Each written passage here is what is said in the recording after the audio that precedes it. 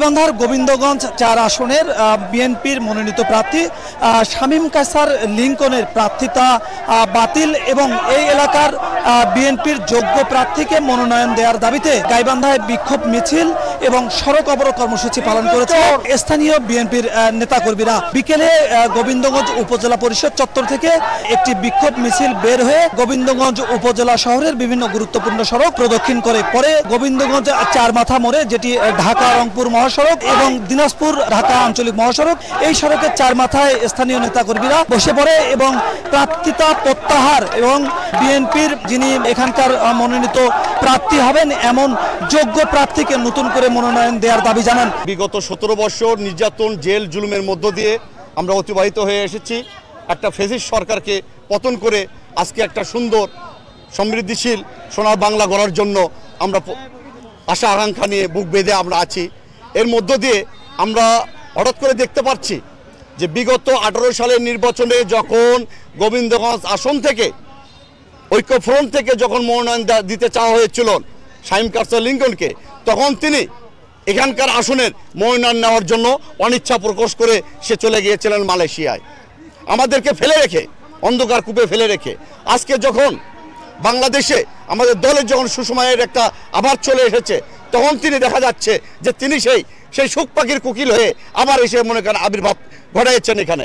উনি 11 সময় দেশে ছিল না, আমাদের খালদা জিয়া, আমাদের নেত্রী, আমাদের মা, উনি যখন জেলখানায় ছিল, উনি তখনকার সংস্কারপন্থী, ওনার নামে একটা মামলাও নাই। উনি কেমন নেতা, উনি কিভাবে নমিনেশন পায়, তার নামে মামলা কেন নাই?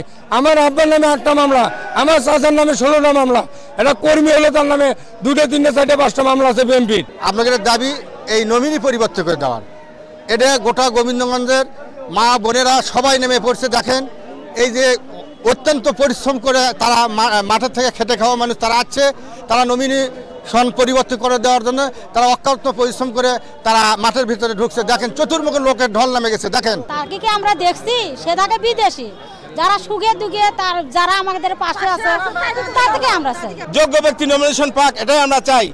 আর কিছু বলতে চাই যে যাকে নমিনেশন দেওয়া হয়েছে ইনি আমাদের এই 17 বছর কোন এলাকায় ওনাকে দেখা যায়নি। লিংকনের নামে কোনো একটা জেল নাই, কিছু নাই, তাই কেমন নমিনেশন পাই? আমাদের ফারুক আহমেদ আহমেদ অনেকদিন থেকে জেল কাটছে, নমিনেশন পালি ফারুক আহমেদ আহমেদই পাবে।